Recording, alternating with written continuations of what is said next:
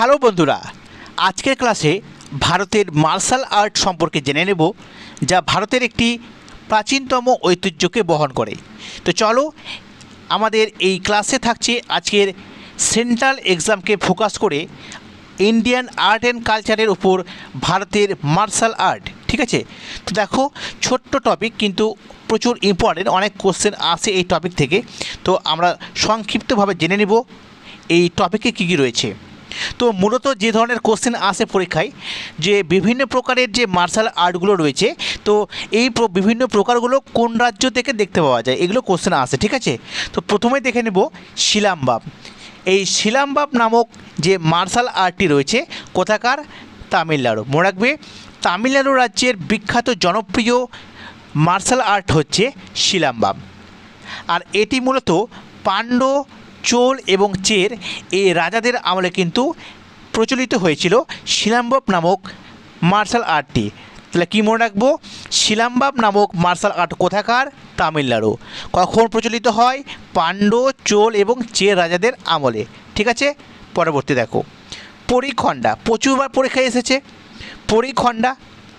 তো এটা হচ্ছে বিহারের একটি জনপ্রিয় কিন্তু মার্শাল আর্ট, পরিখণ্ডা। আর এটা রাজপুতরা কিন্তু তৈরি করেছিলেন। আরেকটি কোশ্চেন আসে যে কোন মার্শাল আর্ট থেকে ছৌ নৃত্য কিন্তু অনুপ্রাণিত হয়েছিল? তো মনে রাখবে পরিখণ্ডা। এই পরিখণ্ডা নামক মার্শাল আর্ট থেকে ছৌ নৃত্যের কিন্তু সৃষ্টি। ঠিক আছে, নেক্সট দেখো কলেরি পায়াত্তু। কলরি পায়াত্তু এটা হচ্ছে কেরালার একটি জনপ্রিয় মার্শাল আর্ট।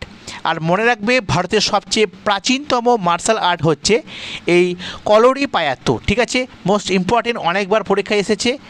তো কলরি পায়াত্তু কোথাকার? কেরালা।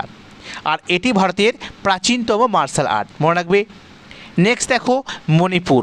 মণিপুরের বেশ কিছু গুরুত্বপূর্ণ মার্শাল আর্টের মধ্যে রয়েছে শারিত ছড়াক এবং থাংতা। এই থাংতাটা বহুবার জিজ্ঞেস করে কোশ্চেন। ঠিক আছে, থাংতা কোথাকার মার্শাল আর্ট? মণিপুরের। এর সাথে মনে রাখবে চুয়ানুই, এটাও একটি জনপ্রিয় মার্শাল আর্ট। আর এই চুয়ানুইতে কাঠের তরোয়াল আর ঢাল ব্যবহার করা হয়, এই কোশ্চেনটা আসে। ঠিক আছে, যে মণিপুরের কোন মার্শাল আর্টে কাঠের তরোয়াল এবং ঢাল ব্যবহার করা হয়? মনে রাখবে চুয়ানুই। ঠিক আছে, নেক্সট দেখো মল্লযুদ্ধ কোথাকার?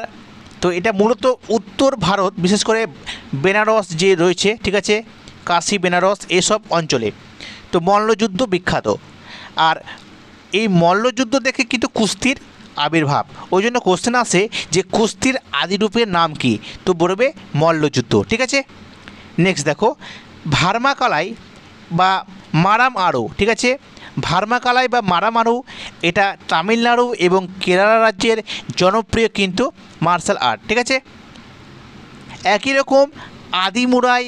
ঠিক আছে, এই আদিমুরাই কোথাকার?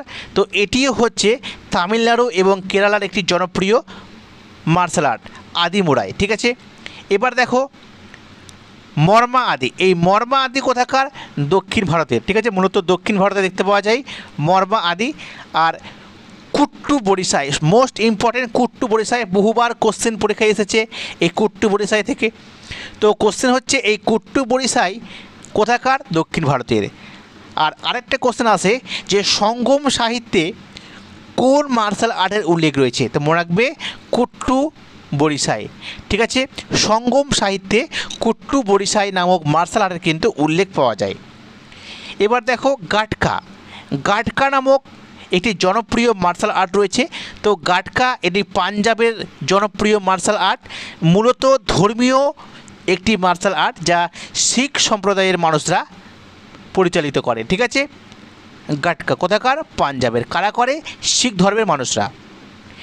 এবার দেখো পাঞ্জাবের আরেকটি রয়েছে, সেটা হচ্ছে থোডা।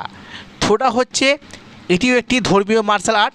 বিশেষ করে পাঞ্জাবের যে বৈশাখী উৎসব পালিত হয় সেই সময় এই থোডা নামক কিন্তু মার্শাল আর্টটি উদযাপন করা হয়। ঠিক আছে, নেক্সট দেখো মর্দানি খেল। প্রচুরবার জিজ্ঞেস করা কোশ্চেন এসএসসির। মর্দানি খেল কোথাকার?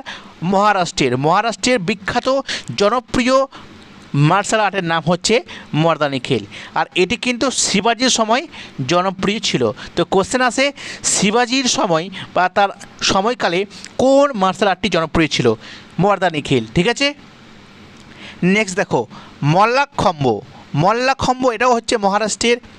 এছাড়াও কাশ্মীরের জনপ্রিয় মার্শাল আর্টের মধ্যে রয়েছে স্কয়।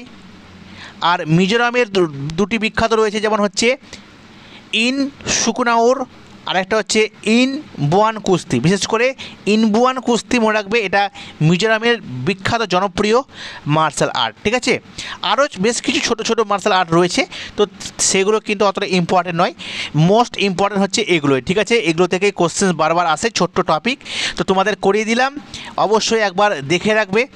ঠিক আছে, যদি তোমরা এসএসসির বা কোনো সেন্ট্রালের এক্সাম দাও তো। ঠিক আছে, আর আমাদের পশ্চিমবঙ্গের যে পরীক্ষাগুলো আছে সেখানে কিন্তু এই টপিক থেকে কোশ্চেন আসে না। ঠিক আছে, তোমরা যদি এসএসসির পরীক্ষা দাও বা রেলওয়ের পরীক্ষা দাও তাহলে কিন্তু কোশ্চেন আসবে।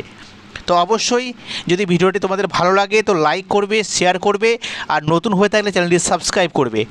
তো ওকে বন্ধুরা, সকলে ভালো থেকো, থ্যাংক ইউ।